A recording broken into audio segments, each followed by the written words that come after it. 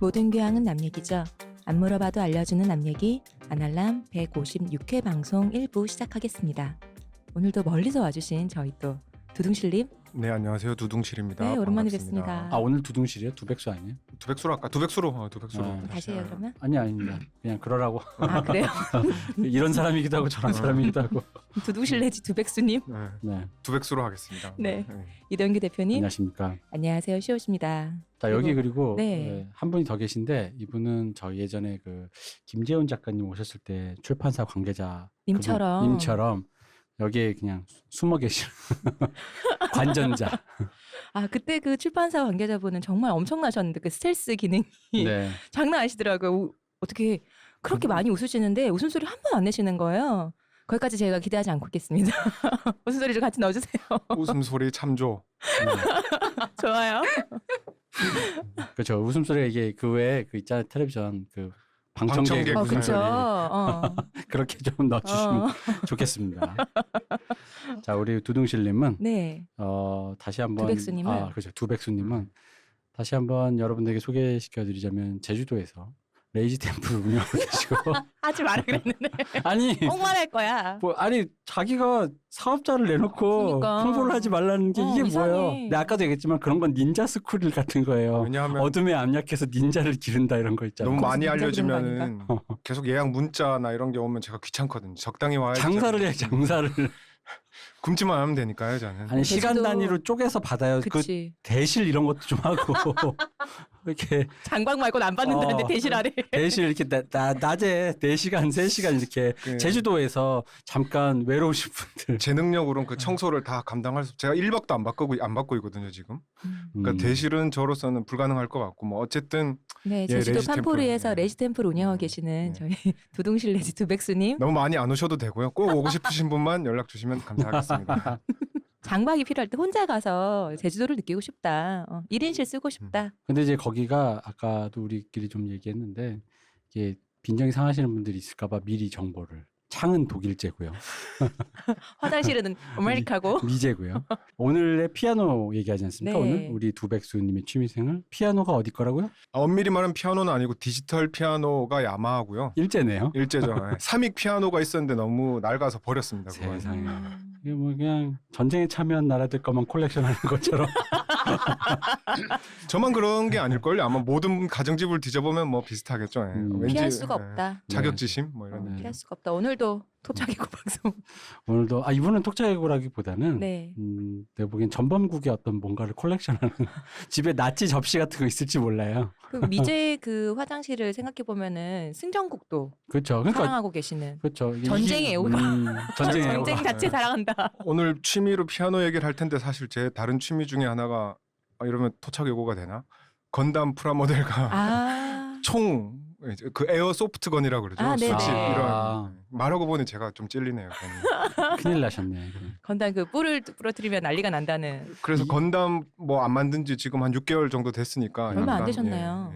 이 건담이 사실은 네. 일본에서도 극렬 좌파들의 어떤 그 멘탈의 산물인데도 불구하고 그죠. 사실 건담의 스토리 자체는 네. 굉장히 그런 편이죠. 예. 뭐 그러거나 말거나 일본 놈이 그쵸. 좌파를 하던 뭔 상관이야. 우파도 좌파도 무슨 상관이냐 일본인데. 일본이 대라는 게 그렇죠. 요즘 정서기 때문에 그래서 제가 어디서 봤는데 요즘 그 일본 불매 운동으로 네. 그 많은 물건들을 이제 안 사고 계신데 유일하게 일본 제품이지만 여전히 그 수가 줄어들지 않은 곳이 그 프라모델 건담 프라모델 매장들. 아. 왜냐 그러면 원앤온리 거기밖에 없기 거기밖에 때문에 없으니까. 대체품이 대체품이 없잖아. 그죠. 없잖아요. 그분들은 그걸 안 하면 할 게 없기 때문에 음. 뭐 그 정도는 어쩔 수 없는 거 아니겠습니까? 예, 뭐 왜? 괜히 제가 변명을 한번 항변을 해봤습니다. 해보네. 내 말이. 이상한 사람이네. 취미를 바꿔야죠. 프라모델 아카데미 있잖아요. 아카데미. 왜 일제 사요? 왜 타미야? 아카데미에서는 아마 이제 건담이 안 나오는 걸로 이제는 알고 있고, 예. 그러니까 건담을 바꾸고 토테콤보이도 있고. 그러니까 싸제로 다시 태권브를 말씀드리지만 만들겠다. 저는 지금 안 하고 있다. 저는 열심히 피아노를 치고 있다. 남아 뭐 그렇게, 피아노를. 네. 예. 그렇습니다. 영창으로 바꿔주세요. 안 그래도 지금 약간 맛이 가서 다음에 커즈와일 우리나라 영창에서 영창인가 커즈와일로 바꾸도록 한번 해보겠습니다. 약속은 못 드리고. 커즈와일 아직도 라이센스를 아니요, 커즈와일 자체를 제가 아예 합병해서 우리나라에 회사 걸로 거 알고 있어요. 좀 확실하진 않은데 예. 커즈와일이 망해서 옛날에. 대단하다. 예. 역시 전 뭐 전혀 몰라서 그쪽은. 사랑합니다 영창. 네. 맑은 소리, 네. 고운 소리. 맑은 소리, 고운 소리. 딴딴딴딴. 세계 피아노계 양대 산맥 삼익 영창. 그쵸? 네. 네. 사랑합니다. 자, 그래서 오늘은 네. 제가 취미 이걸 특집을 하려고 주변인들에게 온갖 사람들 취미 이 얘기 저희 술러보고 있는데 지금. 근데 다들 취미를 하면은 취미라고 해놓고 이렇게 역사 뭐 이런 걸 해요. 그러니까 이제 안날람이 갖고 있는 어떤 무게감이 짓눌려서 우리가 다들- 해오던 거에 자꾸 그 까라로 자꾸 묻어가시려고. 갑자기 세계사를 하고 있는데 네. 이분은 정말로 자기 네. 취미에 걸맞게 아주 네. 편협한 얘기만 쌓았어요. 이게 되게 재밌습니다. 이런 게 좋죠. 네. 그게 정말 찐침이지. 우리가 무슨 얘기를 하는지에 대한 소개를 정확하게 하지는 않았지만 네. 어차피 그 자막에 피아노라고 써 있지 않습니까? 아, 그렇구나. 네. 이게 왜냐 그러면 제가 생각을 해봤는데 이 대표님한테 이게 얘기를 듣고 피아노는 얘기를 하려면 너무 할 게 많고요. 방대하니까. 그죠. 뭐 역사부터 해서 그래서 근데 그 얘기를 굳이 제가 해봐야 왜냐 그러면 제가 피아노 전문가는 아니기 때문에 전공자도 아니고. 결국에 뭐 위키를 해가지고 읽는 거밖에는 의미가 없어서 그럼 아예 저거 지금 누구 저격하는 거 아니냐? 저는 그런 뜻은 아니고요. 네, 그래서 저는 그냥 제가 아는 선에서 제가 좋아하는 것을 말하자. 그게 오히려 재밌을 수 있겠다. 네, 그게 네, 뭐 좋습니다. 그렇게 감안하고 들어주시면 감사하겠습니다. 네. 그리고 말하다 보면은 제가 뭐 나름 팩트 체크를 나름 한다고 하지만 한 30분 정도 다 하긴 했지만 제가 틀린 말을 할 수도 있어요. 근데 하지만 이게 취미 애호가로서의 이것도 어떤 한 면이 아닐까. 왜냐하면 취미로 즐기는 분들이 모든 걸 100% 정확하게 알 수도 그럼요. 없고 알 필요도 없고 본인이 얼마나 즐기느냐가 핵심이니까 그렇게 좀 감안하고 들어주셨으면 좋겠고 혹시 제가 하는 말 중에 잘못된 정보가 있으면은 그거를 이제 본인이 그렇게 잘못됐다고 알고 계시면 되겠죠. 뭐 다르게 어차피 여기서 표현할 방법은 없으니까. 아니면 이 대표님께 연락해서 여기 직접 출연하셔도 되고요. 아니 근데 여러분 그래서 이제 그런 식의 어떤 논란에 네. 콜로세움을 세우는 그 댓글을 써주시면 참 좋겠습니다. 댓글이 좀 많아져서 순위라도 좀 모르게. 그럼 오늘 틀린 거 많이 얘기해야 되는 거 아니냐? 무풀보단 악풀. 그럼요. 네. 그럼요. 어차피 저는 뭐 한 번 하고 나서 계속 악플을 제가 볼 건 아니니까요. 네. 네, 책임은 이 대표님이 지시는 걸로. 알겠습니다. 악플 좋습니다. 요새 악플을 크게 예전 같은 악플이 안 딸려갖고 대표님이 시무룩하고 계세요. 아 요즘 악플은 솔직히 좀 실망했다. 성이 안 중대장은 실망했다. 좀 실망했다. 라임도 좀 잘 안 맞고. 이게 좀 뭔가 진짜 이거 아닌데. 초창기 확실히 그 우리 홍 작가님 팬이라든가 약간 골수 이런 분들이 많아서 그런 분들이 어떤 찰진 게 좀 있었어요. 요즘은 좀 많이 선량해요 사람들이. 악플이 없어요 사실은. 맞아요. 악플이라기보단 비난 뭐 이런 거기 때문에 좀 아쉽습니다. 비난 말고 악플을 원합니다.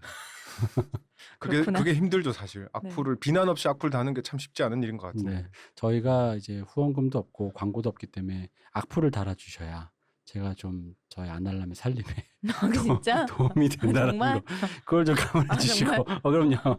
그렇습니다. 나의 정신세계는 어떡하라고. 괜찮습니다. 그래서 제가 지금 요즘에 저의 정신 건강은 지금 제 옛날 거 지금 찾아보고 있어요. 옛날 시온님 저 여자 옆에 저거 하는 거 너무 듣기 싫고 꺼져주고 뭐 이런 거 좀 수집하고 있다. 하는 거, 하는 거, 했잖아 그래서. 안알람을 하는 데는 돈이 많이 듭니다. 자 일단 피아노 얘기 해보시죠. 네.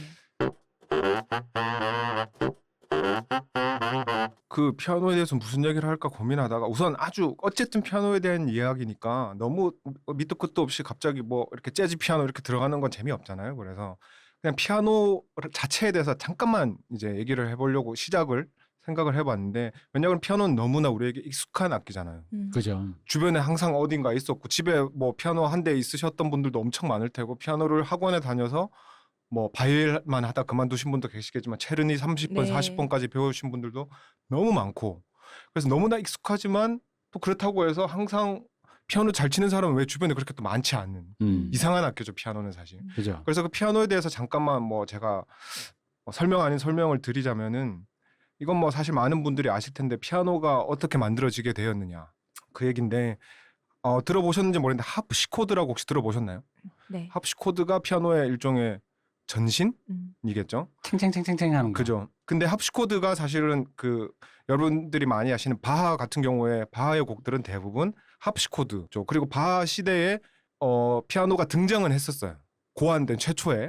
하지만 그것을 바하가 직접 이렇게 좋아해서 연주하거나 하지는 않았고 피아노가 이제 우리에게 피아노의 악기로서 온 거는 베토벤, 모차르트 그 시대부터죠 사실. 그래서 저 피아노 여기서 또 협주곡 잠깐 죄송한데 네. 바한가요, 바흥가요? 그거는 뭐 이제 외국 말이니까요. 편하신 그쵸. 대로. 우리는 보통 나 제가 헷갈려갖고. 알기로는 한국에서는 바하라고 표현을 하고 아마 원어 발음엔 바흐 뭐 이런 느낌이 되겠죠 아마.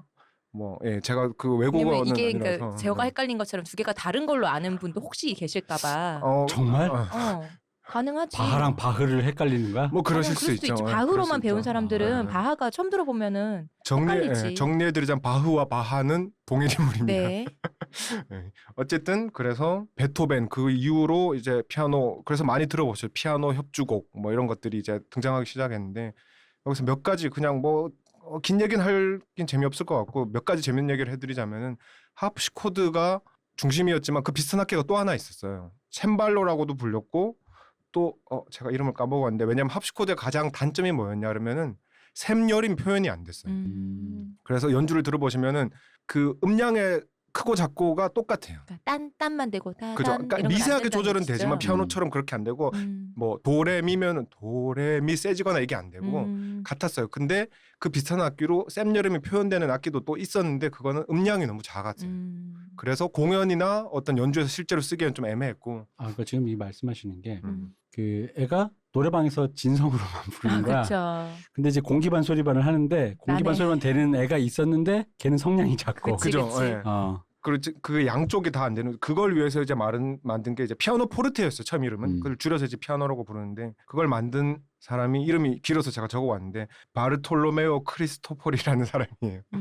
이분이 그 르네상스 시대 메디치가에서 하프시코드를 만드시던 분이었는데 역시 메디치인가? 그렇죠. 르네상스 시대가 역시 이때도 한번 등장을 하는 거죠. 메디치가. 역시 메디치. 메디치 가문과 같은 찐팬들 기다리고 있습니다. 네. 그 후에 이제 다른 사람이 질버만이라는 사람이 이제 개량을 했는데 바흐한테 까였대요. 쓰레기 같은 악기라고. 근데 이제 다시 계속 연구를 한 덕분에 바흐가 마지막에는 이 정도면 괜찮다.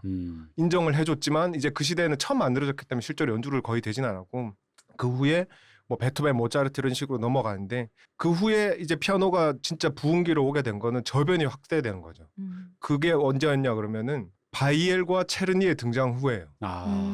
그분들이 베토벤의 제자였다고 그러던데 교수법이 발견이 된 거죠 말 그대로. 발명. 가르쳐주는 방법 왜냐하면 자체가. 그전에는 피아노 자체도 엄청나게 비쌌을 테고 당연히 그걸 가르쳐줄 수 있는 사람도 한정적이었기 때문에 아무나 배울 수 있는 악기가 아니었던 거예요. 근데 바이엘이 나오고 체르니 30번 100번 이게 그런 책들을 만들면서 이 책을 바탕으로 아이들과 음악을 배우고 싶은 사람들에게 가르쳐줄 수 있는 토대가 된 거예요. 그래서 지금도 피아노 학원을 가면은 제일 먼저 뭘 배우죠? 바이엘이죠. 그 다음에 체르니 100, 체르니 30, 40, 50 이렇게 배우는 걸로 알고 있어요. 제가 그 체르니가 순서가 도대체 어떻게 돼요? 그게 그러니까 난이도겠죠. 100이 제일 쉽고 그다음에 어려워지는데 30, 40, 50은 그 체르니 책에 실려 있는 곡의 수예요. 그게 뭐 30, 40, 50이 단계를 말하는 게 아니라 30, 40, 50 그렇게 알고 있어요. 왜냐하면 제가 피아노 학원에서 체르니 30까지 배워본 적이 없기 때문에 네. 그렇게 알고 있어요. 그래서 이거 덕분에 많이 그러니까 말 그대로 중세 그 후에 좀 있는 집 자식들은 피아노를 배운다는 자체가 어떤 굉장히 교양의 상징이 되는 거죠. 그죠. 근데 이게 나중에 더 확대되는 것은 산업혁명 이후예요. 그 피아노가 대량 생산이 가능해지면서 이제 더 많은 사람이 살 수 있게 되었고 그리고 바이엘 체르니가 있기 때문에 그걸 어느 정도 피아노 칠 줄 아는 사람들이 교수법에 대해서 고민하지 않아도 가르쳐 줄 수 있는 토대가 다 만들어진 거죠. 그래서 한번 생각해 보시면은 지금은 조금 달라진 것 같아요. 어떤 주거 환경의 문제 때문인 것 같지만은 피아노를 실제로 살 수 있는 집들이 그렇게 많지 않아요. 그죠. 하지만 저 어릴 때를 생각해 보면은 그러니까 80년대, 90년대 초까지만 해도 좀 이제 단독 주택 살고 어느 정도 우리 집이 중산층으로서의 뭔가를 이루었다 그러면 다들 피아노를 샀었죠. 왜냐면 상징적인. 맞아요. 그게 왜냐 그러면 우리나라의 산업혁명은 없었지만 그 이제 현대에 들어오면서 뭔가 이제 현대적인 그 생활 뭐라 그래야 되지? 양식이지 양식. 생활 양식이 이루어지면서 피아노를 한 대씩 들여놓는 것은 뭔가 이 집에 우리가 어느 정도 이제 일가를 이루었다라는 구색을 맞추는 것 중에 하나가 됐잖아요. 실제로 그 피아노에 먼지 쌓여 있고 그냥 또 피아노가 덩치가 크잖아요. 네. 업라이트라 치더라도 그럼에도 불구하고 한 대씩은 다 사고 봤던. 근데 왜 전집 같은 느낌으로. 그죠. 그 어린 시절에 생각해 보면 그 피아노 한 대가 아무리 싸도 100만 원이 넘는데 물가를 생각해 보면 엄청나게 비싼 물건인데도 다들 사고 아이들이 피아노 가기 싫다고 울고 떼를 쓰고 온갖 짓을 해도 어떻게든 때려서라도 피아노 학원을 보냈던 시절이 있었죠. 지금은 뭐 제가 뭐 아이를 키우거나 한 게 아니니까 잘 모르겠지만은 워낙 그렇게 배울 수 있는 게 많아져서 꼭 피아노가 아니더라도 다양한 악기도 배울 수 있고 네. 그렇지만 옛날에는 사실 피아노밖에 없었죠. 그쵸. 바이올린을 배운다 그러면 그 집은 사실은 이제 그러면은 상황이 좀 달라지지. 엄청 잘 사는 집이죠, 사실은. 카테고리가 어떻게 좀 보면은. 달라지죠, 그러면. 왜냐하면 바이올린이 비싸라기보다 바이올린을 배울 수 있는 학원 자체가 많지가 않았죠, 맞아요. 사실은. 동네마다 피아노 학원은 다 했었지만 바이올린 학원은 동네에서 본 적은 없어요, 저는. 제 기억으로 저 어릴 때, 요즘은 모르겠지만 어쨌든 그런 식으로 해서 피아노가 점점 확장되고 많은 사람들의 이제 주위에 어디선가 있는 물건이 됐지만 또 재밌는 거는 그 피아노를 다 배웠을 것 같은데 피아노를 잘 친다고 하는 사람은 별로 없어요. 그럼 잘 친다는 건 기준이 뭘까요? 잘 친다는 기준이 그건 참 애매한데 취미로서 얘기하자면은 네. 여러 가지 방식인데 웬만한 악보를 보고 칠 수 있다. 어. 그게 아니면은 뭐 아니죠. 최근에 유플래시노 리차드 클레이더만. 그죠, 리차드 클레이더만 정도의 곡을 어. 그러니까 사실은 전혀 피아노를 몰라도 그 한 곡만 죽어라 연습해가지고 치면은 그 한 곡을 들은 사람을 잘 치는구나. 그쵸. 이 대표 리차드 클레이더만을 칠 수 있어? 피아노 잘 치네. 하지만 알고 보면 이 대표님 칠 수 있는 건 그 한 그거 한 곡일 곡인 뿐이지. 거고. 그건 굉장히 상대적인 거라서 모르겠지만 근데 자기 입으로 나 피아노 좀 쳐라고 할 수 있는 사람이 의외로 많지는 않죠. 그렇죠, 생각해보면. 네. 그죠. 악보 보고 진짜 그대로 쭉 칠 수 있는 건 그죠. 그 초견인데 그 체르니 한 30번, 40번 이렇게 배우고 나면 사실 어느 정도는 가능한데 그 초견에 사실 레벨도 너무 차이가 나기 때문에 저 같은 경우도 피아노 학원을 열심히 제대로 다녀서 배운 사람이 아니기 때문에 악보를 읽을 수 있지만 보자마자 그걸 바로 칠 수 있는 거는 굉장히 약해요. 하지만 예를 들어서 지금 옆에 나와서 웃음 참조로 오신 분 같은 경우에는 제가 알기로 악보를 보시면 웬만한 건 초견이 가능해요. 체르니 어느 정도를 치고 잠깐 마이크를 좀 이분이 피아노 취미로 방송을 지금 여기서 할 게 아니고 지금 왜 이게 도둥실님이 할 게 아닌데 이게 이러면 비웃고 있었구나 지금. 한번 이렇게 아는 척이야 이러면서. 말씀을 들어볼까요? 체르니 몇 번까지 치셨어요? 저는 3, 40은 다 떼고 50 정도까지. 그죠. 체르니 50까지 네. 쳤으면 웬만한 리차드 클라이더만 같은 거는 한번 보면 바로 유려하게 치지 못해도 거의 버벅거림 없이 칠 수 있는 정도가 되는 거죠. 저도 기억나. 왜냐면 체르니 50이 나도 이게 상징적인 게 체르니 50이면 학교에서 초등학교, 중학교 때 그 선생님이 불러가지고 반주자 시킬 때 악보를 처음 보고 그 교과서에 나온 건 다 칠 수 있었어. 맞아요. 그죠? 네. 교과서 수준으로는 사실 교과서에 나와 있는 음악 자체가 그렇게 복잡하지 않기 때문에 그 정도는 뭐 다 되는 거겠죠. 30도 가능한데 30 정도면 30도 된다. 30 정도면 교과서 나오는 건 사실 뭐 무리 없죠. 사실은. 그렇군요. 지금 두백수님 지분을 지금 네. 하지만 저는 이렇게 말할 수 있는 게 저는 체르니 100번도 다 못했기 때문에 네네. 뭐 그렇게 말씀드리는 거고 초견에 대한 얘기를 네네. 드리자면 여기서 초견의 최고 등급까지 올라가면 베토벤이 되는 거죠. 베토벤은 귀가 들리지 않는 상태에서 곡을 썼잖아요. 네. 그러면 왜냐 귀로 듣지 않아도 그 음표를 보면 그게 머릿속에 떠오르는 장면이. 그 영화에 이런 장면이 있어요. 그 키에슬롭스키의 뭐였죠? 블루죠. 블루에 맨날 헷갈려요. 레드 네. 블루 화이트인데 어느 영화가 나이가 들다 보니 블루에 보면 그 장면이 있어요. 악보에 있는 그걸 음표를 손으로 쫙 따라가면 그게 그죠. 영화 속에서 들려요. 네. 땅땅땅 이러면서 제가 제일 좋아하는 장면이 엄청 감동적이죠. 그 장면이. 예전에 네. 말씀하셨었어요. 네.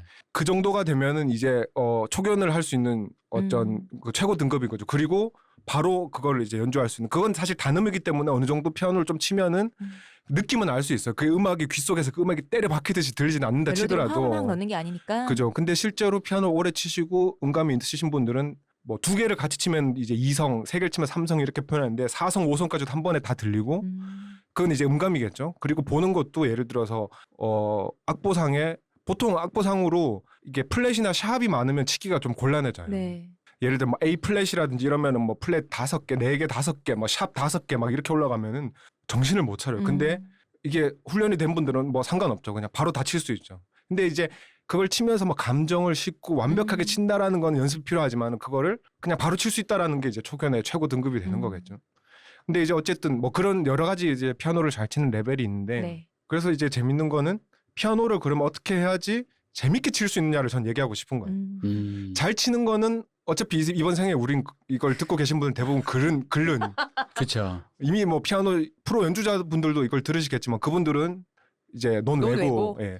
어쨌든 취미로 따졌을 때 피아노를 즐겁게 칠 수 있는 방법이 이런 얘기를 이제 한번 오늘 해보자는 거죠. 좋습니다. 예. 네. 이제 피아노에 대한 뭐 이렇게 자잘한 뭐 역사 이야기는 길게 봐야 재미가 없으니까 따로 스킵하고 알아서 찾아보는 걸로 따로 궁금한 사람들은 찾아보시면은 네. 뭐 네이버 지식백과, 위키피디아, 나무위키에 길게 나와 있으니까요. 네. 잘 그래요. 보시면 될 것 같고요. 예. 유튜브에 예전에 그 지금 한참 뜨고 있는 조성진 씨가 콩쿠르에서 우승할 때 쇼팽 그때 콩쿠르에서 그렇죠. 그때 스트리밍 해줬잖아요. 라이브 현장을. 그게 벌써 몇 년 전인데 그때 한국인이 나갔다는 얘기만 듣고 못 듣고 있다가 제 친구 집에 놀러 갔는데 친구가 그걸 틀어놓고 있었어요. 그래서 이거 모르냐고 지금 유튜브로 생중계 해준다고. 그때 생중계 하는 걸 보신 거예요? 네. 딱 나왔는데 정말로 그때 그 신선한 충격을 그 쇼팽 그 협주곡 그거 나올 때 대단했죠 그때. 네. 근데 네. 뭐 이것도 다시 다른 얘기인데 한국 사람들이 어떤 그 음악계에서 이렇게 케이팝만 있는 게 아니라 아 그럼요. 굉장히 이게 왜냐하면 우리나라 이게 장점이자 단점일 수도 있어요. 일종의 엘리트 교육일 수도 있고 얘가 싹수가 보인다고 하는 순간부터 정말 집요하게 교육을 시키고 본인이 이제 열정이 있는 경우에는 집요하게 연습을 하기 때문에 예를 들어서 제가 얼마 전에 놀란 게 저도 요즘 이제 클래식을 좀 자주 듣게 돼서 유튜브 같은 데를 찾아보면은 정말 들어보지 못한 한국 클래식 크게 관심이 없기 때문에 그런 분들이 막 엄청난 그 오케스트라와 협연을 하고 이런 분들이 엄청 많아요. 그리고 나이가 그렇게 많지 않은 그 중에 꽤 유명한 이제 지명도가 있는 분들도 꽤 있지만 예를 들어서 뭐 여자분 중에 손여름 네, 네. 씨도 있고 그런 분들 정도만 해도 어느 정도 알려지만 저 같은 이렇게 약간 문외한 입장에서 봤을 때 들어보지 못한 분들도 너무 많아요. 그리고 애플 뮤직에서 클래식을 이렇게 편집 그 돼 있는 것들을 가끔 띄워주잖아요. 추천으로 거길 들어가서 보면은 정말 한국 사람들이 너무 많아요. 연주자들이 이름이 그 사람 걸려 있는 사람들이 정말 대단하구나 한국 사람들이 이 적은 인구수를 가지고 왜냐 그러면 한국 자체에서 인정받기도 어렵지만 한국 자체의 시장이라는 게 클래식 시장도 마찬가지고 크지 않다 보니까 이분들이 정말 세계로 뻗어나가고 있는 분들이 너무 이게 갑자기 이 얘기가 왜 나는지 모르겠지만 근데 아까 조성진 씨 얘기가 나와가지고 예. 저도 클래식 많이 안 듣습니다만 이제 그 뭐랄까 클래식 그나마 추적해서 듣는 거는 저는 이제 기타를 좋아하니까 현악기를 좋아해서 장영주 씨를 좋아하는데 사실 이게 국뽕 좋아하시는 분들에게 장영주 씨는 좀 이거 모르시면 이참에 알아두시면 좀 좋아요. 이거 좋은 떡밥이에요. 김연아와 아사다마오 이전에 장영주와 이토미도리가 있었다. 근데 여기는 그 김연아와 아사다마오는 약간 그래도 오래 갔잖아요. 그 관계, 그 그죠. 경쟁 관계가. 주니어 시절부터 해서. 그렇죠. 근데 이거는 어떤 느낌이었냐면 이토미도리가 우리나라의 천재다 하는 순간 갑자기 장영주가 나서 그냥 뚜까 뚜까패는 뚜까패는 그런 금방 나가 떨어지. 그죠. 약간 그렇게 됐어요. 그 당시에 이토미도리 친구의 그 뭐랄까 그 이세가 수그러드는 그게 한 번에 휙 네, 갔군요. 근데 그냥. 사실 왜 그냥 그럴 수밖에 없었어요. 여러분들도 이제 유튜브로 10살 당시에 장영주의 그 영상을 확연하는 영상. 찾아보시면 이게 10살이면요 보통 초등학교 3학년이니까 학교에서 반짝반짝 작은 별 할 때 아니냐. 그죠. 그 깽 이거 할 때 그런 애가 그 손가락으로 그런 미친 듯한 비브라토를 이렇게 뭐 사람이 누구나 봐도 저 애는 나는 사실 그런 재능 있는 사람 볼 때마다 좀 그런 게 그 사람의 재능을 처음 발견한 사람의 마음이 어땠을까 궁금한 거예요. 왜냐면 이 정도로 찬란한 재능은 눈앞에서 마주치면 그런 게 있어요. 겁이 나. 그렇죠. 그 마음이 조급해져. 왜냐면 얘가 더 빨리 잘 돼서 더 멀리 가야 되는데 혹은 나를 아니더라도 내 주변에 어떤 뭔가 암초들과 장애물 때문에 이게 뭔가 무너지고 막 이렇게 될까봐 막 마음이 막 조급해지는 그런 마음이 있어요. 김연아 씨가 주니어 때 우리 처음 봤을 때 그쵸. 그때도 우리가 한국의 이 척박한 피겨에서 분명히 적폐들이 이 애를 세계로 못 나가게 할 거야 했는데 그러면서 빙상연맹 욕 엄청 하고 근데 이게 무서운 건 그게 다 기운 게 재능이 그러니까 천재적인 재능이란 건 그런 것도 필요 없더라고. 뚫고 가죠. 맞아. 이게 적폐 때문에 좌절된 건 천재가 아니더라고. 그냥 영재였더라고. 영재. 그렇죠, 맞아. 맞아. 천재는 그런 거 없어요. 그게 좀 약간 그런 기분이 있어서 장영주 씨, 저 좀 장영주 씨 얘기하니까 왜 저가 어릴 때만 해도 지금은 아까 말씀하신 것처럼 되게 많이 있으신데 근데 저가 어릴 때는 그런 식으로 이름을 날린 그런 클래식계에서 이름 날리는 분들은 뉴스에도 막 나오고 그랬단 말이에요. 그렇죠. 워낙 뭐 몇 명 없었으니까요. 그러니까 장영주 씨 뭐 정트리오 이런 네. 식으로 그분들이 엄청 유명했었단 말이에요. 근데 어느 순간 이제 더 이상 그게 뉴스에 나오는 거리가 안 돼서 안 나오고 있으니까 뭐 없나 했는데 사실은 그런 식으로 아까 말씀해 주신 것처럼 암약하고 계신 거죠. 엄청나게 많더라고요. 저도 뭐 심지어 이제 저는 아까 말씀드린 대로 레지템플의 손님이 그렇게 많지 않다 보니 시간이 참 많아서 유튜브를 어떤 때 막 10시간씩 그런데 보고 홍보를 안 하고 있는데 말이야. 그렇게 보다 보면 뭐 온갖 거를 다 봐요. 뭐 발레부터 시작해서 어. 뭐 클래식부터 해서 뭐 건담이니 이런 걸 막 온갖 걸 다 보는데 볼 때마다 깜짝 거기 숨어 있는 어떤 한국인들의 암약 맞아요. 속에서 활약하고 있는 모습들을 보면 그러니까 본의 아니게 국뽕을 이렇게 느낄 수밖에 없게 되는. 우리 그런 사람 아닌데. 나 그런 사람 아닌데 어. 머리로선 거부하는데 마음속에서는 울컥하고 이제 나이 드니까 눈물도 글썽이게 되고. 아니 내가 키운 것도 아닌데 눈물이 나요. 지금은 좀 덜한데 2000년대 초반 초중반에 버클리 유학 가면 반이 한국인이라 그랬어요. 맞아요. 지금도 뭐 그 정도. 근데 지금은 오히려 제가 알기로는 제가 아는 어쨌든 그 특히 재즈 이쪽 그 피아니스트나 이런 분들 보면 음악계들 보면 유럽 쪽으로 엄청 많이 가. 왜냐 그러면은 좀 싸요. 그래도 그나마. 아 그죠. 버클리 이런 데에 비해서는 버클리 지금 가도 한국인들 너무 많고 하지만 유럽 쪽으로도 많이 가고 한국에서도 왜냐 그러면 아까 그 얘기를 잠깐 했는데 한국의 음악 이제 실기 음악 실용 음악에 네. 하는 학교들이 몇 군데 네. 있죠. 여러분들 다 들어보셨을 뭐 서울 예대나 그런 학교만 해도 들어가는 게 너무 힘들어요.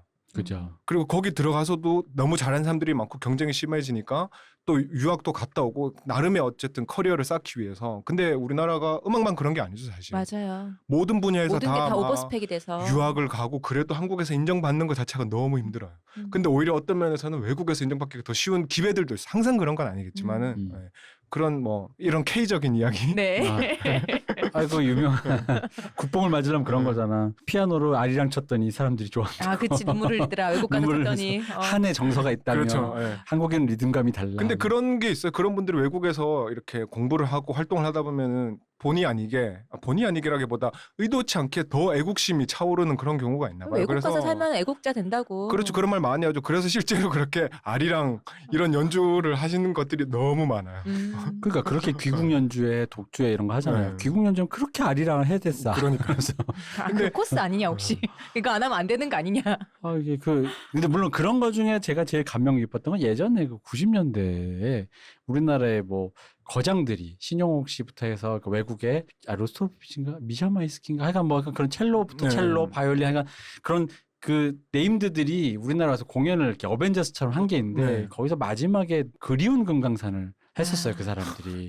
근데 그건 정말 정말 멋있었어요. 그건 이제 뭐 일단 그 대단한 분들이 그걸 한다는 자체만으로 근데 정말 그 노래가 그렇게 아름다운 노래인 줄. 선율이 달라. 나 왜냐면 고등학교 진짜. 때 우리 합창 대회 우리 저도 반 그거 우리 반 기억나거든요. 노래였는데 그때도 이 노래 뭐야 이랬는데 그게 그렇게 맞아. 좋은 노래였나? 이게 이런 노래였나 싶다니까요. 그렇죠. 이게 사실 곡 자체의 멜로디 이런 것들이 중요한데 사실 연주가 얼마나 나중에 제가 후반부에 이제 재즈 피아노 얘기를 할 텐데 연주가 달라지는 거에 따라서 얼마나 음악이 달라질 수 있는지가 그죠. 어떤 이 음악의 매력 중에 하나죠. 아주 극단적인 예로 그냥 잠깐 지나간 말로 하자면 Amazing Grace라는 유명한 곡이 있잖아요. 네.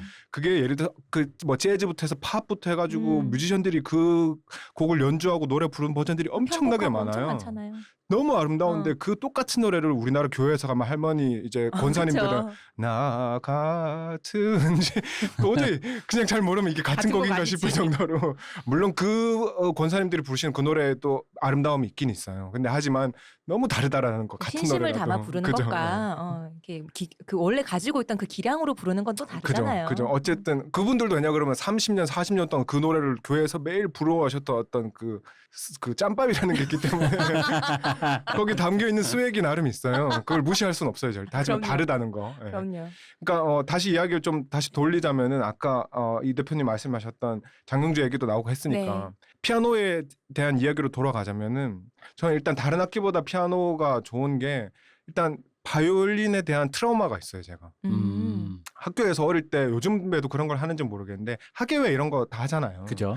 근데 저 학교에서 뭐 바이올린 이렇게 그 어린 아이들이 모여서 3학년, 4학년 애들이 이렇게 간단한 곡을 다 합주 바이올린만 들고 그리고 리코더도 했고 뭐 이런 것들을 했는데 어린 나이였지만 제가 절대 음감도 아닌데 바이올린을 애들이 모여가지고 연주하는데 정말 미칠 것 같죠. 심장이 뜯어지는 것 같았어요. 음이 하나도 안 맞으니까 괴롭지 그거. 너무 괴로운 거였어요. 그 앉아있다가 나왔어요. 그 제가. 현악기가 그렇다면서요. 그러니까 아까 말씀하신 대로 10살 되면 그 음을 그 음을 정확하게 짚는 것도 굉장히 힘든 거예요, 사실은. 음감이 있으면은 쉽겠지만 음감이 없다 그래도 훈련을 하면 가능한데 그쵸. 그 아이들이 1, 2년 해가지고 그걸 잡을 수 있는 게 아니거든요. 근데 그때 그 소음에 가까운 그 소리가 그 마음에 너무 깊이 박혀서 바이올린은 너무 싫어하게 됐어요 그때. 지금은 이제 좋은 연주 들으면서 다시 이제 치유가 됐는데 어린 나이에 그 첫 경험이 너무나도 끔찍했기 때문에 저한테는. 날카로운 첫 경험 때문에. 어쨌든 그래서 피아노가 그래서 비교를 하자면은 바이올린 같은 악기들과 비교했을 때 가장 좋은 점은 직관적이에요. 맞아요. 도는 아무리 못 도예요. 쳐도 이렇게 치면은 못 내는 소리, 그죠. 잘 내는 소리가 없잖아요. 도는 도고 미는 미예요. 이건 뭐 어. 다른 그게 없어요. 틀릴 이유가 전혀 없어요. 그걸 도를 쳐야 되는데 레를 치면 틀린 거지만 도를 쳤는데 똑같이 쳤는데 그게 도가 안 틀릴 나올 이유는 리가 없는 없죠. 거예요.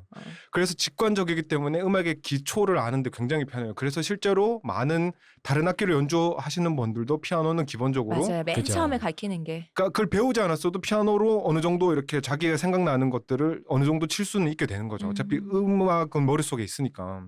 그런 면에서 피아노가 굉장히 좋은 악기예요. 하지만 그래서 또 안 좋은 게 너무 접근하기는 쉬운데 어느 정도 이상의 마스터하기 너무나 힘든 거죠. 왜냐 그러면 피아노를 할 수 있는 게 너무 많아요. 피아노가 일종의 완전 악기라고 표현을 하는데, 그러니까 클래식도 가능하지만 뭐 팝이나 재즈나 이게 제일 중요한 게 그 화성과 네. 단선율 멜로디를 동시에 연주할 수 있는 몇 안 되는 악기예요.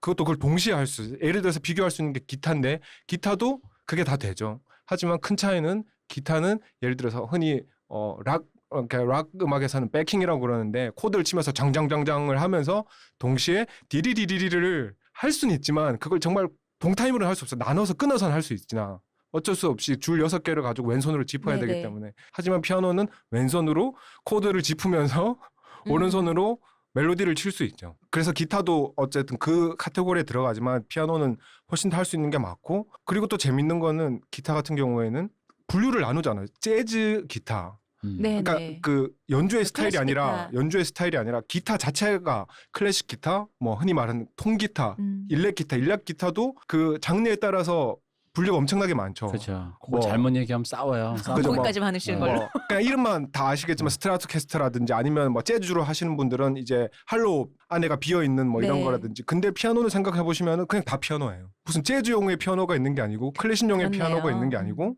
무슨 저기 가요용 피아노가 있지 않아요. 다 똑같아요. 거기서 더 비싸고 싸고의 차이만 있을 네. 뿐이지. 물론 거기서 벗어나면은 이제 신디사이저라든지 뭐 전자 키보드 이런 것들이 나오지만 그 이제 좀 별개의 문제가 되고, 그냥 피아노 자체는 전혀 변하지 않는데 거기서 그 모든 곡들과 모든 다양한 장르의 음악을 다 할 수 있고 그 많은 장르의 음악에서 중심이 되고 있는 거죠.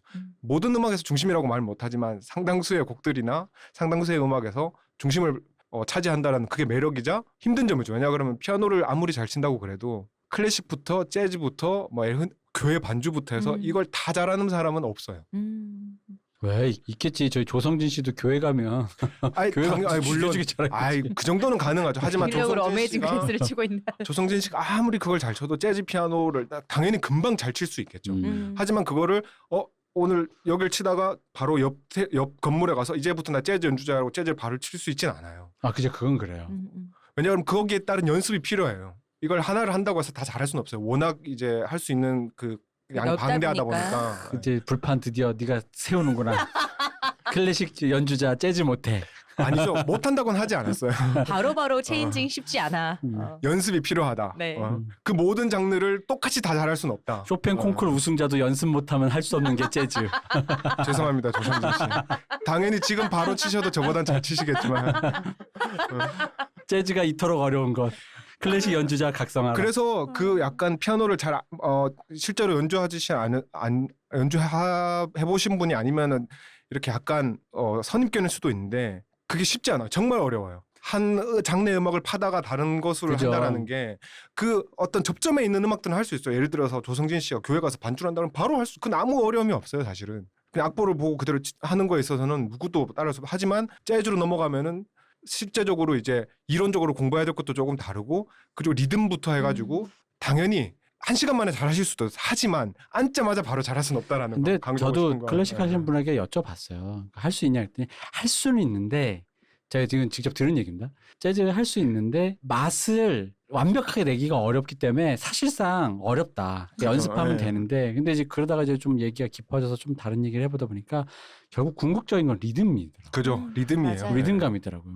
그거는 정말 음악뿐 아니라 그 춤도 리듬감이라서 그죠, 예. 결국은 그걸 음. 진짜 이거를 가르는 거는 리듬감인 것 같아요. 게다가 요즘 재즈는 진짜 거의 왜 그 음이 어마어마하게 쪼개져 있잖아요. 그죠. 예. 그냥 그 리듬을 머릿속으로 계속 타고 있으면서 그 간다라는 게 사실상 묘기대행진인데 그죠. 그 묘기대행진의 그 리듬을 탄다라는 게 평상시에 익숙해지려면 어떻게 하냐 나도 물어봤어요. 나 해보고 싶어가지고. 그랬더니 그 리듬감이 되어 있는 그 박자를 계속 듣고 다닌대요. 메트로놈으로. 그건 아까 저기 두백수님 방금 말씀한 그 바이올린 소리 같이 굉장히 사람 마음을 괴롭게 하거든요. 그렇죠. 예. 그래서 아 그거는 못할 짓이다 싶어서 내가 왜 리듬감이 없나 다시금 또 알게 되었다는 거. 그리고 이제 머릿속에 이게 뇌 일종의 그 뉴런끼리 연결되는 어떤 학습의 과정인 거잖아요. 그러니까 시냅스? 이미 시냅스가 이게 그거 자체가 좀 많이 달라요. 제가 볼 때는. 클래식하고 만약에 재즈로 넘어가는 순간부터 해가지고 두뇌의 훈련 자체가 달라지는 것 같아요. 쓰는 하지만 영역이나 이런 그죠. 게 좀 위험한데 두백수 클래식 연주자 죽었다 깨어나도 재즈 할 수 없어. 근데 재밌는 뇌부터 거는 재밌는 건 상당수의 재즈 피아니스트들이 실제로는 클래식을 상당히 오랫동안 해왔던 분들이 맞아요. 넘어가는 경우도 처음부터 태어나서 6살 때부터 재즈 피아노를 연주한 사람은 잘 없어요, 사실은. 어느 정도 기본이 있는 상태에서 결국은 피아노는 기본이 중요하기 때문에 터치 그리고 어떤 이 손의 움직임이라는 게 중요하기 때문에 넘어가는 경우가 사실은 더 많죠. 하지만 그분들도 재즈 쳐야지라고 마음먹고 5분에 바로 잘 치지는 않는다는 거. 이게 핵심이에요. 이렇게 말을 왜곡하지 말아주시면 좋겠고요. 선동 방송. 그래서 영화 중에 그 아날람에서도 얘기했었죠. 갑자기 또 제목이 기억이 안 나네. 그 뭐야? 흑인 피아니스트와 함께 여행 다니면서 했던 그 그린북. 그린북 거기에도 그런 장면이 나오죠. 그분이 원래 클래식이 엄청 하는 분인데 그 마지막 맞아요. 장면쯤에 바에 가가지고 맞아요. 하는데 사실은 그게 그렇게 쉽지 않아요. 물론 그 분위기를 낼 수는 그분은 있겠지만 집에서 평소에 치시나 보지 그거. 한 방에 이렇게 하지만 또 여기서 이렇게 굳이 변명을 하자면 그분은 그 내추럴 본 어떤 그 네. 스웩이 있으신 분이기 그쵸. 때문에 아, 저선 계속 위험합니다. 그 흑인이라서 그렇다는 거 아니야 지금? 아니죠. 위험하네 진짜. 스웩이 있는 분이라서 클래식 쉴 때 재즈 연습하시는 거지. 그분은 그랬던 거지. 흑인 자기 원래 쪼 못 버려.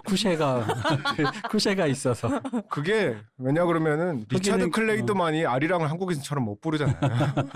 결국 이렇게 이 우생학으로 가버린 엉망진창 방송. 이 방송은 우생학이야. 뭐 어쨌든 그래서 그게 영화 같은 데 보면 모든 피아노 잘 치는 사람들은 바로 이걸 하면 다 잘 칠 것 같지만 실제로 그러기 힘들다라는 거죠. 근데 그 영화에서 주는 그게 어릴 때 우리의 그러니까 지금 우리가 이 얘기를 하는 이유도 취미라는 게 그 중에서 특히나 악기 하나 했으면 좋겠다라는 게 좀 크잖아요. 그죠. 예. 취미. 근데 그런 류의 악기 하나 했으면 좋겠다라는 느낌에서 나온 로망 중에 하나가 영화에서 그런 장면들 때문이에요. 맞아요. 그렇죠. 예. 그냥 우연히 갔는데 한번 쳐볼래 했더니 바에 있는 그런 낡은 업라이트 피아노를 잡았더니 이렇게 하는 거 있잖아요. 특히 왜 그 영화 기억나십니까? 사랑의 블랙홀에서 제가 그 얘기 하려고 그랬어요. 안 그래도. 예. 매일매일이 반복되니 매일매일 연습해서 어느 순간 갑자기 재즈 피아니스트가 돼버린. 안 그래도 이제 다시 얘기를 이제 그쪽으로 넘어가자면은 이제 제가 피아노를 처음 쳤던 얘기를 드리자면은 어릴 때 저도 이제 어머니 때문에 피아노 학원을 다니긴 다녔었죠. 네. 하지만 너무 싫어서 바이엘까지 했고 체르니 한 100번 했던 것 같기도 해요. 잘 기억은 안 나지만 근데 거의 간다고 거짓말하고 오락실을 가거나 가 있다가 연습 안 하고 선생님 몰래 도망 나와서 애들이랑 놀거나 그게 대부분이었어요. 몇 년 동안. 그러니까 제대로 배운 게 아닌 거죠. 하지만 그걸 했기 때문에 그래도 도가 이 음표를 보면 저게 도다 미다 정도는 알 수 있겠지만 거기에서 끝이었어요. 사실은. 그리고 피아노를 더 안 치다가 처음엔 이제 기타를 먼저 쳤었죠. 그건 이제 또 뭐 다른 이야기지만 돌아가자면 AFK는 당시에 지금처럼 온갖 케이블 TV가 없던 시절 그쵸. 어린 저에게 AFK는 구원과도 24시간 같았던 방송하는 것은 거기에서 FK라. 비비킹이 나와서 기타 치시는 걸 보고 너무 감명을 받아서 기타를 처음 치기 시작했으나 기타도 뭐 지금 이제 코드 치고 간다는 건 칠 수 있지만 결정적으로 장애가 있어요. 제가 뭐. 다한증.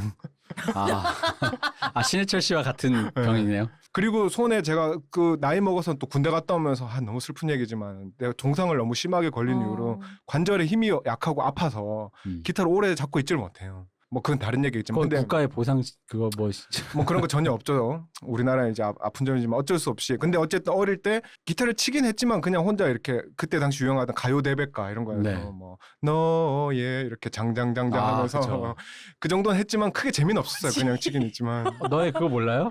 뭐지? 양이 침묵에 뭐 그런 왜냐하면 처음 기타를 배우면은 가르쳐 주는 그런 거 노래들이 있어.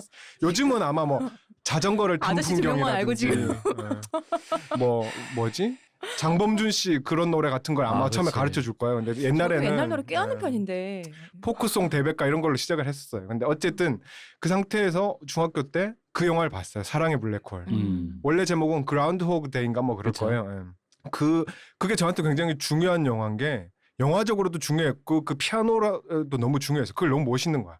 매일 똑같은 날을 반복하면서 무료했던 이 사람이 주인공이 그 누구죠? 빌 빌머레이. 머레이가 그렇게 배워서 어느 순간 파티에 가가지고 기가 막히게 피아노를 치는 거예요. 어제까지 도도 못 치던 애가. 예. 진짜. 근데 그걸 보면서 뭔가 막 마음속에서 끌어오르는 거예요. 그래 연습하면 저게 가능하구나. 그게 거짓말이라는 걸 나중에 알았죠. 그냥 연습을 대충 해서 되는 게 아니라는 거를. 어린 마음이었으니까. 어린 마음이었으니까. 그리고 그것도 중요했지만 저한테 영화적으로도 중요했던 게 그 영화를 제가 그때 당시엔 비디오 테이프 대여 시절에 한 번 빌려가지고 매일 한 번씩을 보고 반나베타 또 보고 싶어서 또 빌려왔던 최초의 영화예요. 그게. 그래서 죄송합니다. 제가 나이가 드니까 이제 이름을 다 기억을 못해요. 그게 고다른가요? 트리포인가? 영화를 사랑하는 세 가지 방법을 말한다. 트리포죠. 트리포죠. 트리포가 말한 영화를 사랑하는 세 가지 방법이 같은 영화를 반복해서 보는 것이고 그 영화에 대해서 글을 쓰는 것이고 그 다음에 영화를 직접 만드는 것이다라고 했어요. 그렇게 했던 최초 영화가 이 영화인 거죠. 사랑의 블랙홀. 그리고 영화를 보고 글을 쓴 최초의 영화도 이 영화였어요. 그러니까 저희가 굉장히 누가 만약에 나에게 제일 좋아하는 영화가 뭐냐고 물으면은 정말 잘 만들고 훌륭한 영화들이 많지만 전 사랑의 블랙홀이라고 얘기를 해요. 저한테 개인적으로 굉장히 중요한 영화였기 때문에 그래서 어쨌든 그래서 피아노를 그때 빠져가지고 혼자 이제 하기 시작한 게 그리고 다른 계기도 있었어요. 이거는 다른 많은 실제로 유명한 뮤지션들에게도 굉장히 중요한 동기부여인데 여자죠. 그쵸. 그때 이제 저희 집 그것 때문에 저도 어릴 때까지 계속 교회를 다녔는데 교회에 어떤 이제 여학생 새로운 어떤 교회 새로운 여학생 뭐 전형적이죠. 뭐. 여자. 전형적이죠. 우리 옛날부터 저번에 한번 얘기했었잖아요. 류 박사님 나왔을 때. 그 교회 포교를 그런 식으로 여자에 있다 남자에 있다 뭐 이런 식으로 포교를 한다고. 아주 전형적이죠. 그래가지고 어떻게든 어린 마음에 순수 마음에 어떻게든 잘 보이고 싶어서 그때 또 피아노에 관심이 안 가졌으니까. 순수한 것 같은데.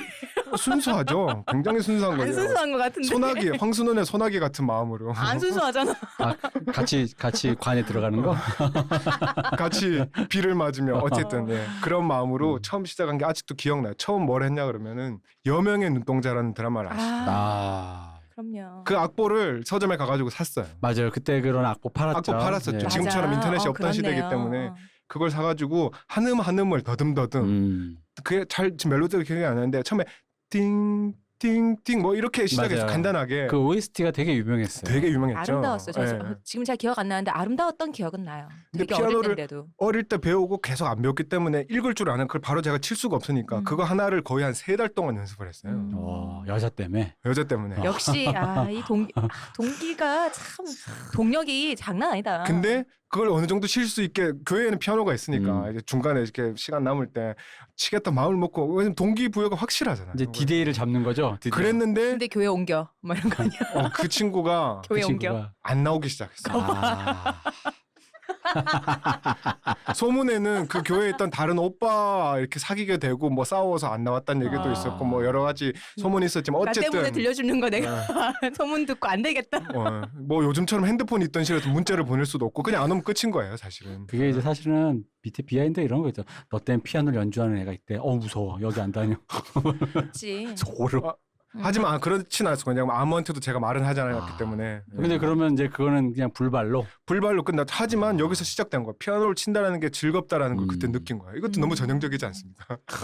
근데 우리나라에서 악기를 이게 한다라는 게 대부분 그 교회. 그죠. 교회 아니면은 그냥 어딘가에서 만났던 선배 형, 뭐 동네 친구 형이라든가 자기 형이라든가 형이 남자분들이 그게 큰 거죠. 그죠. 형이 이렇게 저희 군대 갔다 와서 이렇게 절뚝거리면서 와가지고 왜 절뚝거려? 발에 지났나? 눈 한쪽이 잘 안 보이고 운동권이었기 때문에 너 이 녀석 운동권이구나 저기 결막염 걸린 거 아니야 눈은? 저기 지뢰밭에 가서 나무에 와 뭐 이래가지고 그치. 그래서 지금도 한국의 뮤지션들 상당수가 교회에서 음악을 시작하신 분들이 굉장히 많죠.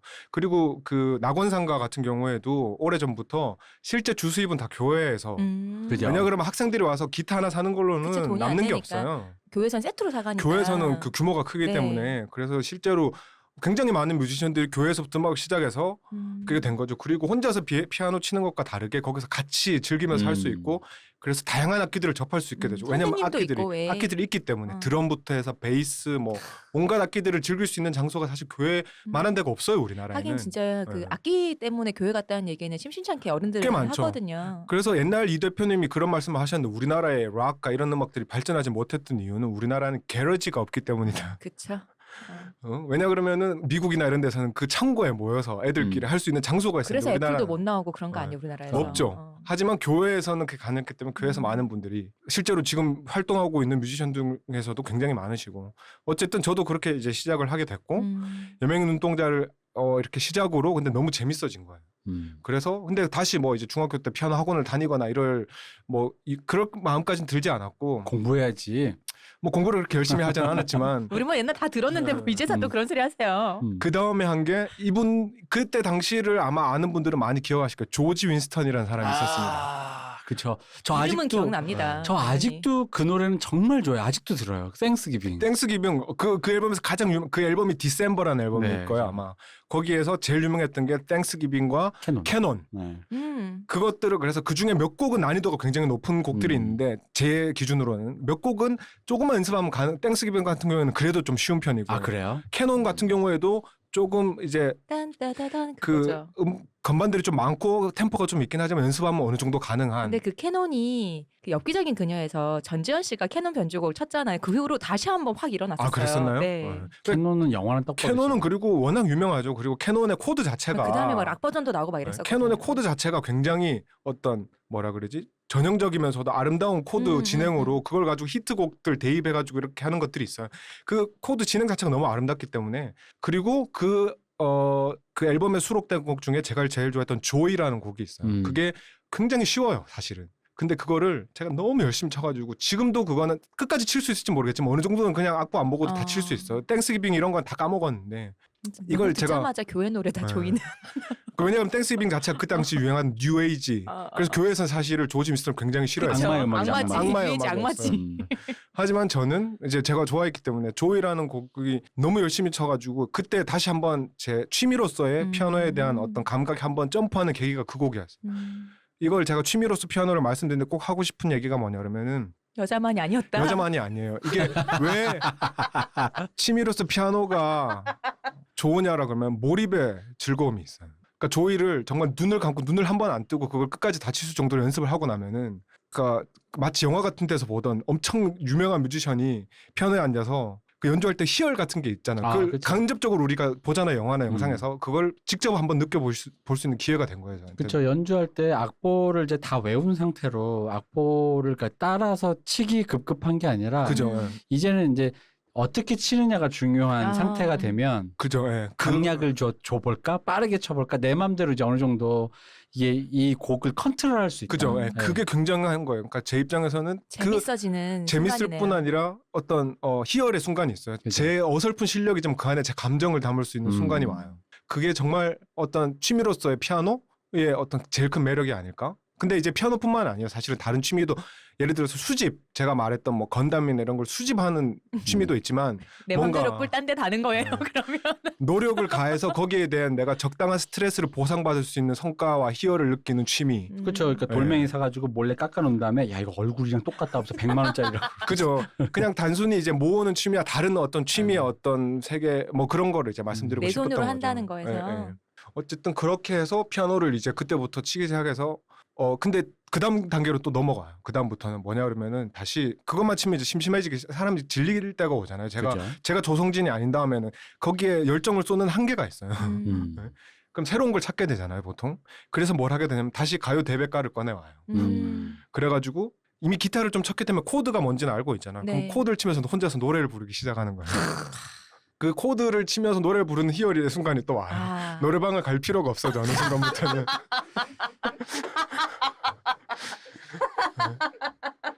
이제 진짜 희열로 온다. 아니 혼자- 근데 네. 이게 지금 요즘은 그런 게 크리피해서 소름 끼치는 분위기이긴 하지만 한 20년 전만 해도 왜 우리 드라마나 이런 데서 남자가 고백할 때 그죠. 피아노를 갑자기 재즈바에 치면서 박신양 씨가 박신양 막 씨가 이렇게, 파리에 연인해서 노래를 부르면서 아니 물론 요즘은 그런 게 여성분들이 괴롭고 왜 그쵸. 전광판에 막 이렇게 뭐 그죠. 영상 떠오르고 요즘 그런 어. 이벤트를 하고 싶으면 차라리 마이크를 들고 드랍 더 비트 해가지고 차라리 랩을 하시는 게 아니, 그나마 그것도 좀. 그것도 아닌가요? 그냥 죄송합니다. 제가 늙은이라. 공공연한 장소에서 뭘 하는 걸 괴로워하는 거기 그러니까. 때문에 둘만 있는데 사는 것도 싫어요. 근데 약간 그 당시에는 그게 굉장한 또 어떤 그런 거여서 네. 네, 근데 뭐 그런 의도로 했던 건 아니고 그냥 그게 너무 재밌었던 거죠. 네. 왜냐면 노래방 같은 경우를 가도 뭔가 이제 즐겁게 즐기면 되지만 그래도 뭔가 신경 쓰이지 않은 친구들이 있어도 더 잘하고 싶고 근데 제 이 돼지 멱다는 목소리라도 저 혼자서 즐겁게 할 수 있다는 게 굉장히 재밌는 거예요, 사실은. 그러면서 그게 취미죠. 나 혼자 즐기는 거 좋잖아요. 근데 여기서 사실은 만약에 제가 진짜 이걸 너무 좋아해서 이걸 내 업으로 삼고 싶다든지 정말 잘하고 싶다고 그랬으면 학원을 가든지 더 공부를 했어야 되는데 저는 똑같은 상태로 몇 년을 계속 유지를 한 거예요. 근데 나쁘진 않았다고 생각해요. 왜냐하면 취미니까 어차피 이 코드라는 것도 사실은 가요대백과를 치는 수준에 있어서 코드는 금방 익힐 수 있어요. 여러분들도 피아노를 좀 쳐보셨던 분들이라면 간단하거든요. 예를 들어서 상당히 많은 포크송 흔히 말하는 네, 그런 맞아요. 곡들은 대부분 C로 시작해요. C 다른 거 없어. 도미솔 치면 돼요. 그걸로 그냥 정박으로 띵띵띵띵만 치면서 코드만 바꿔도 다 웬만한 노래는 다 할 수 있어요. 집에 진짜 저런 거 그 책 한 권씩은 다 있었지 않나요? 그죠. 옛날엔 뭐 다 그죠. 있었죠. 통기타 네. 뭐라든지 네. 가요대백과라든지 이런 식으로 되게 두꺼운데 그렇죠. 네. 안에 들어가 있는 곡들은 좀 쉬운 곡들로. 그죠. 그리고 코드도 최대한 단순화해놨어요. 네. 그런 책들은 실제로는 코드는 굉장히 많이 변형시킬 수 있기 때문에 바꾸면 그것도 엄청나게 복잡해질 수 있지만 그런 책들은 굉장히 간단하게 돼 있기 때문에 제가 지난번에 불렀던 사회참미를 어떻게 알았겠어요? 저희 집에도 그런 책이 있었는데 그걸 보다 보니 사회참미를 아니 그런 책에 사회참미가 들어있단 그런 말이에요. 책에 네. 사회참미 더 뭐 어쨌든, 예전 예. 책이니까 그게 무슨 가요대백과가 아니고 그냥 통기타 교습곡 뭐 이런 뭐 거였던 것 그런 같아요. 종류의 책들이 옛날에 워낙 희한한 게 많았으니까 집에 기타는 없는데 그 책은 있었어요. 그래서 그게 왜 들어와 있을까요 집에? 모르겠어요. 저도. 뭐 어쨌든 그래서 그 코드를 치는 그것만 가지고 제가 거의 한 고등학교 때까지 그러고 놀았어요. 근데 여기서 코드를 치는 방법도 예를 들어서 이제 나중에 재즈로 넘어가고 어느 정도 피아노를 잘 치려고 하면 여기서 그 코드 도미솔로 끝나지 않아요. 거기서 뭐 텐션이 들어가고 뭐 세븐스 코드라든지 뭐 이렇게 전문적으로 들어가면 복잡해지기 시작하는데 그걸 모르는 상태에서도 이걸 즐기는 데는 별 무리가 없어요. 그러면은 잠깐만요. 그 중학교 때 여명의 눈동자를 네. 치고자 하셨다고 했잖아요. 그럼 조이를 친 건 언제세요? 그게 이제 중2, 중3 때예요. 다. 얼마 안 됐을 네. 때네요. 그리고 중3 그때 조이를 이제 좀 쳐갈 무렵부터 이제 그것만 하면 심심하니까 이제 가요대백과를 꺼내서 치기 시작한 거죠. 일찍부터 하셨네요, 그래도. 그렇죠. 그냥 왜냐 그러면 그리고 그게 좋았던 게 나름 질풍노도의 시기를 겪을 때 저한테는 이제 큰 위안이 됐던 거죠. 그럼요. 집에 와서 이게 부르면서 C 코드를 짚으면서 노래 부르는 그 순간이 저에게는 어떤 치유의 순간 굳이 따지면 그쵸, 예. 그쵸. 그래서 이제 거기서 조금 더 변형되는 건 이제 아주 기본적인 건데 코드의 자리 바꿈이라는 게 있어요. 그죠. 왜냐 그러면은 이제 간단히 설명을 드리자면은 C 코드 다음에 F 코드가 나온다고 쳐요. 네. 그럼 C 코드는 도미솔인데 F 코드는 파라도예요. 그럼 도미솔에서 파라도로 가면 손이 많이 움직여야 되잖아요. 네. 그러면 근데 이걸 자리 바꾸면 파라도를 안 치고 도 파라로 치면 딱 두 손가락 먹이면 바로 칠 수 있어요. 네, 네. 이게 아주 기본인데 그걸 제가 배운 적이 없으니까 몇 년 후에 그걸 안 거예요. 그 이거 이제 영어로 인버전. 예. 근데 이게 진짜 이래서 혼자 한다는 독하게 그죠.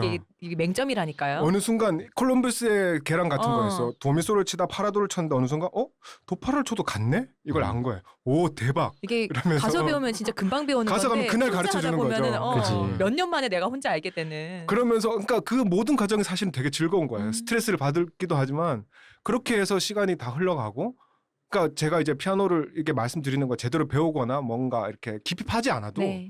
즐거워 있다는 거죠. 그래 이 상태에서 그리고 이제 제가 대학교 들어가고 또 열심히 공부하고 학교를 다니고 이건 믿거나 말거나 어쨌든 그러면서 피아노를 이렇게 막 칠 수 있는 시간이 없었고 그래서 이렇게 그렇게 시간이 넘어가다가 다시 한 30 넘어가서 좀 이제 바쁜 것들이 좀 지나고 이제 인생이 이제 나락으로 빠지기 시작할 때쯤에 다시 위안을 삼기 시작한 게 피아노예요. 그때 재즈를 한 20대 중반부터 계속 들어왔는데 이걸 치겠다는 생각은 꿈에도 못 꿨던 거죠. 그죠. 엄두가 안 나. 엄두가 안 나니까. 근데 없는 돈을 쪼개가지고 집 앞에 제가 또 송대 쪽에 살았기 때문에 그런 학원들이 굉장히 많았어요. 그냥 가까운 곳에 가서 재즈 피아노를 배우고 싶습니다. 그래서 3달인가를 배웠어요. 돈이 없어서 더 이상 하지를 못하겠더라고요. 그래서 그때 배운 게 이제 코드 화성이라든지 화성은 이제 그전에도 공부를 했어요. 제가 또 한때 잠깐 영화 이런 일을 하면서 영화 음악을 하고 싶어서 작곡 공부를 좀 했었기 때문에 이제 이론적으로는 알고 있었는데 연주는 안 됐던 거죠. 네. 그래서 이제 그런 것들을 배우고 연습을 좀 하다가 또 그만뒀어요. 왜냐 그럼 그때 뭐 다른 일들도 들어오고 또 제가 여행 길게 갔다 오고 그러면서 네. 그 상태에서 이제 거기서 멈췄다가 그러니까 삶이란 게 참 신기한 게 제가 이제 제주도 와서 살면서 저희 집 근처에 차로 5분 거리에 재즈 클럽이 생겼어요. 재즈 역시 클럽이 제주도 핫하네. 서울에서도 잘 없는데 어. 그 클럽의 이제 사장님이 부부인데 그 이제 부인이 저랑 동갑이고 친구인데 거기 실제로 가면 재즈 유배지예요. 거의 그렇죠. 뭐, 유배지는 뭐야 대체? 거기 보면 알아. 못 나오는 거야? 가보면 알아. 거기 뭐 가시로 둘러쳐놓은 거 아니야 집 옆에? 그래서 그 부인이 원래 그 색스포니스트예요. 그래서 자기가 본인이 원했던 걸 거기 만든 거죠. 그래서 그 사실 재즈 바라고 클럽이라고 해도 허접한 게 운영할 수도 있어요. 그냥 뭐 이렇게 대충 이렇게 할 수도 있는데 나름 욕심이 있어서 정말 서울에서 잘하는 뮤지션들을 매주 데리고 와서 공연을 하고 그리고 거기서 또 인연이 그렇게 된 게 제가 그냥 가서 재즈를 좋아한다고 그러니까 그래도 피아노를 좀 칠 줄 알아요 이렇게 해서 좀 치는데 저처럼 같은 시기에 와서 매일 기웃거리면서 공연을 보던 형님이 베이스를 치시는 분이에요. 그분은 원래 락을 하셔서 이제 일렉을 하시는데 그분은 절대 음감이에요. 그럼 그 이제 재즈에선 보통 그 업라이트 그죠? 그 큰 컨트라베이스를 네네. 하는데 한번 쳐볼까 했는데 그분은 바로 되는 거예요, 그게. 당연히 제 손가락 트레이닝이 안 돼서 좀 이렇게 하긴 하지만 음감이 정확하기 때문에 그리고 그 남자 사장님 분은 자기 부인 때문에 그냥 오며 가며 드럼을 좀 배우셨고 그래서 그냥 갑자기 밴드를 하게 된 역시 거예요. 사랑이다. 그래서 이제 그게 그런 동기부여가 있으니까 저도 더 갑자기 연습을 하게 된 네. 거예요. 그전에는 그냥 이렇게 간단한 것만 할 수 있었지만 지금도 잘 못하지만 중간에 이제 나중에 얘기해드리겠지만 재즈는 중간에 이제 솔로를 연주하는 타이밍인데 어설프게나마 솔로를 할 수 있고 다른 악기들이 할 때 이제 뒤에서 반주라고 하죠. 흔히 이제 재즈에서는 컴핑이라고 그러는데 그건 이제 제가 코드를 어느 정도 알고 있었기 때문에 연습을 몇 달 동안 열심히 해서 컴핑을 하면서 그때부터 이제 새로운 동기부여가 되니까 더 열심히 이제 밴드가 생겼으니. 요즘은 또 이제 여러 가지 사정으로 뭐 여러 가지 어른의 많은 사정으로. 많은 스토리들이 있었는데 어쨌든 그 밴드를 좀 못하게 됐고 이래가지고 그러면서 제 건담도 하고 뭐 이제 유튜브도 보고 게임도 하고 이러느라 요즘은 많이 못하고 있긴 했지만 어쨌든 그런 식으로 취미가 뭐 굳이 쭉 이어져 왔군요. 집중해서 뭘 하지 않아도 이게 제 길다면 길고 뭔가 짧다면 인생을 짧은 인생 관통하는 동안 취미가 됐네요. 쭉 뭐 그래 왔다라는 어. 그런 스토리죠. 굳이 재미는 없지만 제 얘기를 하자면 아 근데 그 두백수가 그때 한참 몰입할 때 네.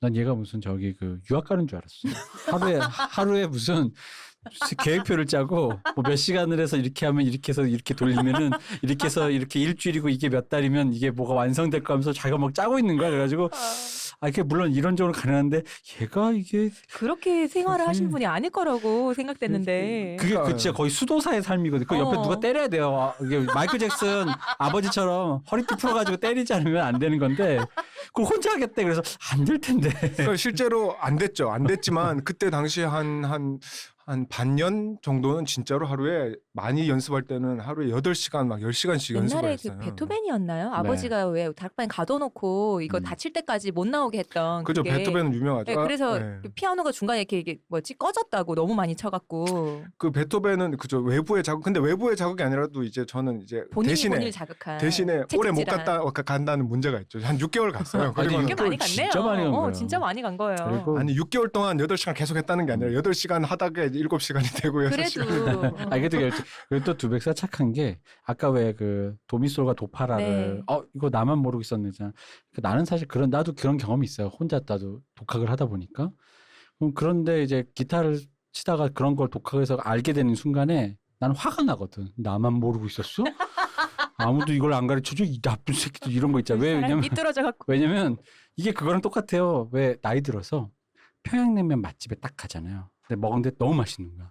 딱 주변을 돌아봤더니 할아버지들 할머니밖에 없으면 화가 나는 거야. 맞아. 그죠. 이 맛있는 걸 이 맛있는 걸 노인네들끼리 먹고 이 있었어. 노인네들이 이게 자기들만 먹으려고 젊은이들은 어? 불량식품 먹게 하고 이러니까 이게 인구 비율이 점점 줄어서 이 노인네들만 끝까지 살고 젊은 애들은 내가 이게 화가 나는데 착해. 근데 아니 그게 시대에 그 기인하는 게 큰 게 그때 당시에는 지금처럼 인터넷이 있던 시대도 아니고 네. 주변에 음악 하던 사람이 있던 것도 아니었잖아요.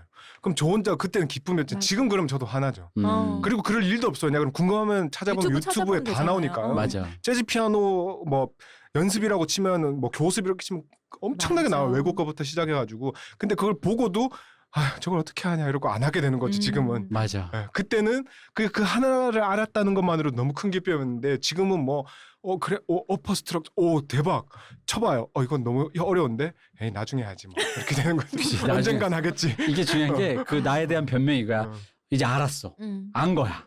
안 거랑 할 수 있는 건 다른 건데 알았어. 그죠, 알았으니까 알았어. 이제 모를 된 시절도 거야. 있었는데. 언젠가 하면 음. 그러니까 재즈 피아노 연습하면 스케일 연습을 엄청나게 해야 되는데 막 나아요. 뭐 기본 얼터드 스케일 막 이렇게 대박 멋있는데 그래 나중에 해야지 이러고 냈다. 그래 어쨌든 뭔지 알았어. 뭔지 그러면서 이거 이제 하면 되는 거야. 그런 게 있다는 것도 알았어. 이제 하면 그리고 되는 거야. 이제 클럽에 가는데 누가 연주하고 있으면 대충 그 스케일 사실 솔로를 하지만 그게 완벽하게 자기만의 창조는 아니었어요. 그 스케일에서 변형이고 이러니까 그걸 듣다 보면 대박 저거 얼터드 대박 혼자 이러면서 좋아하고 혼자서 만족하고 그리고 끝나고. 맞아요. 그게 알아듣는다는 거에 대한 그 만족감이 있잖아요. 그러니까, 내가 할 그죠. 수가 없더라도. 클럽에서 연주하고 있는데 저 구석에서 기분 나쁘게 혼자 웃고 있는 이상한 팬이 있다는 거지. 키득키득 웃으면서. 그죠 혼자서 자기 혼자 실제로 손가락을 그래요. 움직이며. 실제로 그래요. 그 저의 집 근처에 있는 클럽에서 그 요즘은 이제 안 하고 있긴 한데 공연할 때 보면 굉장히 잘하는 분들 하고 있다 보면은 듣다가 저 혼자서 저도 모르게 이렇게 이럴 때가 있어요. 그게 그러면 피아노 치시는 분 갑자기 소름 돋는 거 아니에요? 아니, 당연히 그분은 못 보고 저는 항상 제일 구석 자리에서 혼자 이렇게 보는 경우가 많기 때문에 혼자서 좋아하면서 근데 그 자기 만족이잖아요 사실. 근데 맞아요. 피아노뿐만 아니라 악기를 실제로 취미로 하시면 정말 좋은 점 중에 하나가 연주를 들을 때 그 연주가 다르게 들려요. 맞아요. 그냥 아름답다 선율이 아름답다 정도가 아니라 이게 저 사람이 저 음을 내고 저 연주를 하기 위해서 얼마나 노력을 했고 얼마나 고민을 했느냐를 더 알 수가 있어요. 그게 저는 이제 재즈 피아노 연습을 하면서 얻은 성과 중에 제일 큰 거 중에 하나예요. 그래서 옛날에 빌 에반스를 뭐 몇십 년 들어왔지만 그 연습을 한 후에 듣는 빌 에반스는 완전 달라졌어요. 아 이런 거였구나. 네. 노래 한 곡 충만하게 이렇게 하나를 뗀다는 것 자체가 그죠. 네. 그 단순한 멜로디 하나를 그냥 끝까지 칠 수 있는데도 불구하고 그거 하나만으로도 되게 엄청난 그 이해도가 생기잖아요. 그죠. 그러니까 그걸 모른다고 해서 그 음악이 나쁘다고 할 수도 없고 그걸 모른다고 해서 음악을 잘 모른다고 할 수도 없어요. 절대 그럴 수 없는 건데 새로운 거를 알 수 있다는 거죠. 몰라서 오히려 더 좋은 점들도 있을 수 있어요. 전혀 모르기 때문에 들려오는 그 어떤 생소한 느낌의 아름다움이 있을 수 있지만은 그와 다른 세계를 맛볼 수 있다라는 거죠. 그러면 이게 네. 취미이기는 하지만 취미라서 그렇긴 한데 혹은 좌절이 있진 않나요? 좌절이 있죠. 매일 좌절하죠. 그러니까 좌절은 매 순간 들어보면은 나요. 그러니까 전에는 그냥 잘 친다라고 이렇게 내가 즐겼는데 알고 나서 들으면 저거는 절대 나는 못하겠구나라는 오는 거기서 오는 좌절 같은 거 제일 큰 있잖아요. 좌절이 언제냐 그러면은 제가 이렇게 제주도에서 계속 운전을 하고 다녀야 되니까 다닐 때마다 대부분 재즈 아니면 이제 트와이스 뭐 이런 걸 듣고 다녀요. 네. 기분에 따라서 거의 한 98%다 재즈만 들어요. 근데 딱 듣다가 맨날 듣던 곡인데도 어떤 날씨와 이런 것 때문에 귀 딱 꽂히는 곡들이 있어요. 있죠. 뭐 예를 들어 빌 에반스의 무슨 노래가 있는데 이 곡이 오늘따라 너무 아름다운 거예요. 와 들으면서 저 릭은 죽이는데 집에 와가지고 막 그 생각에 피아노에 딱 앉아가지고 새 음을 딱 치는 순간 바로 손을 떼요. 그래도 나도 똑같구나 역시. 왠지 이렇게 치면은 그 음악이 나올 것 같은데 맞아, 딱 치는 나올 것 순간 같아. 그 다 깨지는 거예요. 그러면서 좌절하면서 바로 나와서 담배를 한 대 물고. 맞아. 내 머릿속에서 이게 음악이 내 손끝에 나올 것만 같아. 막 간질간질하거든. 대충 어디 집는지도 알 것 같거든. 다 알겠거든. 그래서 집는데 한마디를 못 넘어가요. 한마디를 못 넘어가요 진짜. 그러하다. 근데 그랬다가 다시 예를 들어 집에서 누워있다가 딱 들었는데 어떤 예를 들어서 빌 에반스 어떤 부분인데 이 부분은 이거 나도 칠 수 있을 것 같아. 그럼 가가지고 또 어떨 때는 그게 그렇게는 안 되지만 연습하면 될 것 같아? 그러면 되게 기뻐요. 하지만 연습은 또 하진 않아요. 이제 나이 먹고 게을러지니까 언젠가 할 수 있을 것 같다는 희망이 차오르고. 그러니까 그게 나이 들어서는 이게 허리띠로 때리는 아빠가 없으니까 그래서 밴드 하라는 그러니까 거예요. 밴드를 하면은 동기부여가 확실히 허리띠로 생겨요. 때려줘요?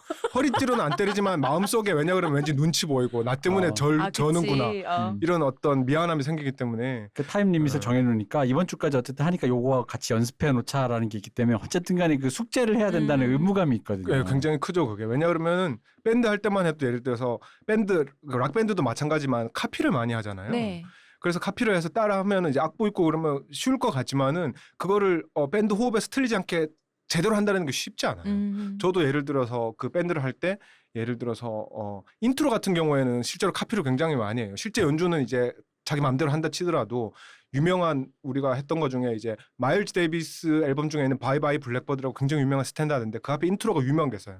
뭐 빰빠바바바바밤 이런 게 있는데 그걸 해보자. 그러면 그 완벽하게 피아노만 하는 인트로예요. 그럼 저는 그거를 어렵진 않은데 그거를 박자에 안 틀리게 정확하게 해가지고 인트로가 끝나야지 곡이 딱 들어가는 거기 때문에 그거를 며칠 동안 이제 우리 저기 사우리 하자 그러면 그걸 계속 하는 거야. 만약에 그걸 안 했으면 저는 와 인트로 좋다 하고 멈췄겠죠 아마. 다음에 쳐봐야지. 하고. 그치. 언젠간 쳐보겠지 이런 마음으로. 아 역시 피아노. 네. 네, 뭐 너무 제 얘기가 길었던 것 같긴 아니, 하지만 본인 네. 얘기하시라고 모셨는데 알겠습니다. 본인 얘기하셔야죠. 더 얘기하셔도 됩니다. 네. 그럼 최근에 연습하고 계신 곡 있어요? 아니요. 그러니까 재즈 같은 경우에는 어떤 곡 하나를 연습을 하는 경우도 있고 다양한데 저는 이제 말씀드린 대로 너무 게을러져서 곡 하나를 죽어라 파겠다 이런 건 잘 없어요. 재밌는 만큼만 하고 오케이 이러고 넘어가고 이러는데 요즘은 이제 저는 중간에 애매하게 밴드를 하게 되는 바람에 못하는 게 뭐냐 그러면 당연히 해야 되는 건데 재즈 피아노를 취미로라도 한다는 사람이면 당연히 해야 되는 건데 못하고 있는 게 혼자서 솔로로 치면서 워킹 베이스라고 그래요. 그 베이스 역할을 그 악기 대신에 자기가 왼손으로 직접 베이스를 워킹 베이스라고 그러는데 그걸 하면서 이제 솔로 연주와 이걸 다 할 수 있어야 되는데 사실은 전 그거에 안 되는 거예요. 그러니까 컴핑이라고 그래서 이때 코드를 짚으면서 하는 거는 이제 되는데 이걸 처음부터 연습을 제대로 안 했다 보니까 그게 안 돼서 그 워킹 연습을 하고는 있어요. 근데 이게 사실은 이걸 먼저 했어야 되는 건데 취미다 보니까 그쵸. 급한 건 하고 싶은 묻자 거 하다 먼저 보니까 하고 있지만 이게 잘 안 돼요. 왜냐하면 나이가 들다 보니까 이걸 왼손 오른손을 따로따로 쓰는 따로따로 게... 쓰는 연습을 해야 돼요 사실은. 맞아요. 왜냐 그러면 왼손을 하다 보면 오른손이 왼손 박자에 따라가고 있고 코드를 제대로 못 찍고 음을 못 찍게 돼요. 그러니까 이걸 완벽하게 분리를 해야 되는데 제가 볼 때 한 3년 걸릴 것 같아요. 이런 식으로 하면 빨리 해도. 네. 근데 예. 근데 이게 아마 그 이 대표님도 마찬가지지만 기타를 이제 치시니까 근데 기타 연주도 그렇고 피아노 연주도 그렇고 의외로 남들은 어려운데 자기는 잘 되는 것들이 가끔 있어요. 사람마다 다르기 때문에. 맞아요. 그러니까 예를 들어서 컴핑 이제 재즈 피아노 같은 경우에는 그 제가 아는 사람 같은 경우에는 워킹은 기가 막히게 잘해요. 근데 이 코드를 짚지를 못하니까 동시에 너무 헷갈리니까. 그러니까 제 머릿속에선 코드는 괜찮아요. 근데 이게 한 음씩 워킹 베이스를 하는 게 안 되는 거야. 그러니까 이게 엄청 스트레스를 받아요. 서로 부러워하면서. 그래서 서로 부러워하면서 이 대표님 뭐 그런 거 없나요? 뭐 이렇게 연습하면서 뭐는 잘 됐는데 뭐는 안 저는 된다든지. 기타 칠 때 내가 진짜 얼마나 욕을 많이 먹었냐면 저는 왜 보통 이제 그 기타는 코드 이렇게 C 코드, A 마이너 코드 해가지고 흰 밤 지새우고 이런 거 하잖아요. 그래서 이렇게 쟁쟁쟁쟁쟁 하잖아요. 근데 그리고 이제 좀 많이 연습단 애들이 솔로를 하는 거잖아요. 그죠. 삥삥 하는데 나는 이 코드를 잡는 게 진짜 안 되고 솔로는 정말 금방 됐어요. 아, 그래, 그래가지고 신기하네, 그건 좀. 손가락이 되게 잘 되는 거야. 근데 그래서 나중에 밴드를 했는데 내가 솔로를 하는 걸 보고 와 이제 기타 되게 잘 치는 줄 알고 중간에 컴핑 같은 그런 이제 백킹을 맡겼는데 백킹은 거의 기타를 한 2달쯤 배운 애처럼 치는 거야. 그러니까 그 같이 하던 애가 너무 놀래가지고 기타를 왜 이렇게 쳐? 근데 이게 너무 그 차이가 나니까 말 그대로 피아노를 치면 왼손을 아예 못 치는 애인 거야. 오른손만 치는 애인 거예요. 그래가지고 어디서 그렇게 기타를 하냐는 거지. 아니 그게 근데 이게 그러니까 내가 좀 그거가 좀 더 쉬운 것도 있었고 거기에 우연이 겹쳐가지고 다른 사람과 밴드를 하다 보니 그것만 해도 되는 어떤 그런 그죠. 그렇게 되는 경우가 많죠. 우연히 겹치다 보니까 그쪽 연습이 등한시하다 보니까 이게 점점 레벨이 벌어지면서 솔로만 가는. 그러니까 오른손만 치는 피아니스트 같은 그런 느낌의 그런 이상한 이렇게 약간 이렇게 뭘까 좀 이렇게 제한이 좀 이렇게 걸려 있는 사람이었는데 그건 지금도 그래요. 근데 이제 그게 이제 어쨌든 취미니까 네. 그게 연주자가 되려면은 그게 당연히 프로 연주자도 자기가 잘할 되는 게 있고 네. 못 되는 게 있을 거 아니에요. 잘하는 곡이 있고 아닌 게 근데 있을 그거를 모든 걸 잘할 수는 없어도 최소한의 어떤 연주자로서의 어떤 레벨을 맞춰줘야 네네. 되는 거죠. 그러니까 엄청나게 연습해야 되는데 우린 그게 안 되는 그쵸. 거죠. 그죠. 왜 우리 굳이 그럴 필요도 없고. 굳이 그래야 되나? 누가 돈 주는 것도 아닌데. 던질 수도 그러면 있지, 잘하는 나중에. 것만 하게 돼요, 사실은. 맞아. 잘하는 것만 맞아요. 하게 되는 거예요. 그러니까 내가 요즘에 기타를 치다가 이제 코드를 하는 걸 이제 포기하고 됐어? 하면서 이제 만들고 있잖아요. 요즘에. 반주를 만들겠다. 나는 솔로만 하겠다 이제. 솔로로 반주를 하겠다. 좋아하는 것만 라는 하겠다. 느낌으로. 잘하는 것만 근데 하겠다. 그게 이제 뭐지? 근데 프로 연주자도 가도 비슷한 경우가 되는 게 아무리 노력해도 되지 않는 부분들이 있잖아요. 맞아요. 실제로 재즈에서도 굉장히 제일 유명한 사람 중에 하나 마일즈 데이비스 같은 경우에도 재즈 역사는 사실 이 사람 하나만 얘기해도 어느 정도 다 훑을 수 있을 정도의 사람인데 이 사람이 쿨 재즈라고 이제 보통 불러요. 어떤 재즈 시기에서. 네. 근데 쿨 재즈 이 사람이 만든 앨범이 Birth of Cool이라고 그래서 제목도 거창하지 않아요? 쿨의 탄생. 그죠. 근데 이 사람이 이게 가능했던 건 이런 앨범을 만들고 머릿속에 떠올릴 수 있었던 거는 연주가 안 따라줘서요, 사실은. 아니, 물론 마일즈 데이비스 연주 기가 막히지만 그 전 세대인 비밥 시대의 연주자들, 뭐 디지 길레스피라든지 이런 사람만큼의 속주라든지 그게 이 사람이 사실은 자기가 따라갈 수 없다라는 인정을 하는 순간 새로운 세계를 만들어낸 거예요. 판을 바꾼 거죠, 어떻게 보면은. 이제 마일즈 데이비스 형은 일단 두 가지로 의미가 깊어요. 뭐 일단 그런 그 재즈 역사를 만든 사람이다라는 그런 거 떠나서 일단 관상학적으로 역사가 깊습니다. 관상학. 이분의 얼굴을 보는 순간 제왕의 상이다. 관상학적으로. 진짜로 진짜로. 왕이 될 상인가? 진짜로 그 이정재 씨가 했던 왕이 될 상인가 그잖아. 이 사람 얼굴이 바로 왕이 될 관상이야. 그리고 마지막에 이분의 마지막 앨범이 제가 갖고 있는데 이분의 마지막 앨범이 그 애시드 재즈 힙합 앨범이에요. 그죠. 그러니까 동네에서 재즈를 그렇게 하던 할아버지가 동네에 있다가 이제 길거리 애들이 왜 뿜치기 이거 하는 걸 들은 거. 그때 이제 90년대니까 아무래도 초창기죠. 예. 옛날 그런 힙합 스타일인데 그 요즘으로 좀 붐베이라고 하는 그런 스타일인데 그걸 이제 애들이 하고 있는 걸 보니까 저거 재밌다 그래가지고 이렇게 프로듀서 하나를 데리고 DJ 하나를 데리고 거기에 이제 자기 트럼펫을 한 거예요. 이게 이제 그 모밥인가 그 하여간 그 앨범이 그거 있는데 랩이 있어요. 그 중간에 랩을 해요. 그 프로듀서가 이제 랩을 해요. 그래서 랩까지 나오네? 되게 멋있는데 랩을 가사가 있더라고. 그 앨범을 사면. 가사가 진짜 열받아요. 보고 있으면. 뭐죠, 가사가? 그 가사가 그 DJ는 보통 이게 진짜 재밌는 게 힙합이라는 건 1인칭으로 얘기해 자기 얘기라는 거잖아요. 근데 이 사람이 뭔 얘기를 하는지 가사가 마일즈 데이비스는 기프티드 탤런티드 뮤지션인 거 가사 내용이 그거야. 헌정가군요. 헌정가. 아니 마일즈 데이비스 is 기프티드 탤런티드 뮤지션 이러는데 뭐야 이 가사가. 그러니까 자기가 만만한 콧봉을 데리고 가서 야 나 찬양해봐 뭐 이런 느낌 있잖아. 너 판내고 싶지. 그게 다 그 관상에 있는 거예요. 왕이 될 관상. 근데 실제로 마일즈 데이비스는 본인의 실력도 대단하지만 그런 식으로 사람을 데려와서 적재적소에서 음악을 만들고 앨범을 맞아요. 했던 그 역할이 엄청났던 사람이거든 사실은. 그러니까 그 눈이 엄청난 게 진짜로 그 눈다운 게 생김새다운 게 그 눈으로 찾아낸 정말 주옥 같은 뮤지션들, 천재 뮤지션들을. 그죠. 이게 나중에 제가 재즈 얘기를 좀 더 하면서 이 얘기 나올 텐데 거의 관심법 수준에 이 사람이 앞으로 어떻게 되겠다는 걸 다 뚫어보고 있었던 것 같은 느낌이 나중에 역사를 따져보면 아까 제가 여러 번 계속 말씀드렸던 빌 에반스부터 시작해가지고 뭐 그때 당시 존 콜트레인 다 이름 들어보셨을 법한 허비 앤콕 이런 사람들이 다 10대 때 마치 그런 거죠. 저기 그 만화 루팡 거기처럼 너 내 친구가 되지 않겠니 이렇게 해가지고 데리고 와가지고 너 내 친구가 되어라. 너 내 친구가 되어라 해가지고 이 사람들이 친구가 되었다가 나 이만큼 컸어 이러고 자기가 가서 다시 일가를 이루고 그랬던 어떤 역사의 이 얘기 왜 나왔는지 모르겠지만 어쨌든. 근데 그 사람 그 마일즈 데이비스 그 밴드 중 2기라고 통칭되는 거 존 콜트레인 있던 시절인가. 그죠. 보면은 존 콜트레인 나가고 이제 그 나중에 그 웨인 쇼터 있던 시절도 그러니까 그 시절에 사람들 보면 다 데뷔 시절이 마일즈 데이비스 데리고 온 시절이 10대였어요. 너 판내고 싶지. 그러니까 너 될성 부른데? 애가 데리고 와가지고 애들이 근데 이제 웃긴 거는 뭣도 모를 때 애들이 사실 그거는 그러니까 걔들이 실력이 뛰어난 건 둘째치고 실력이 뛰어난 건 별개로 저는 이제 애들은 애들이잖아요. 그죠. 애들은 애들이라고. 그럼 애들이 이 아저애가 갖고 있는 어떤 그 우주적 유니버스의 장거리를 멀리 보는 그런 뷰포인트는 없단 말이지. 근데 이 재즈라는 게 사실 알아서 떠먹는 게 필요하잖아요. 클래식과 좀 다르게. 자기가 알아서 자기 솔로는 채워야 되고 하는데 듣다 보면 그 생각이 드는 거야. 그러니까 그 진짜로 천재들을 데려갔다 싶은 게 10대 때 어디서 그런 애들 찾았는지 모르겠지만 자기가 알아서 떠먹는 것들을 정말 알아서 잘 떠먹어. 왜냐면은 마일즈 데이비스가 아까도 얘기했지만 이게 좀 약해요. 솔로가. 그래서 자기 솔로가 조금 이렇게 짧거나 이렇게 옆에서 듣다 보면은 옆에서 그냥 이 사람의 일은 쳐다보는 것 같아.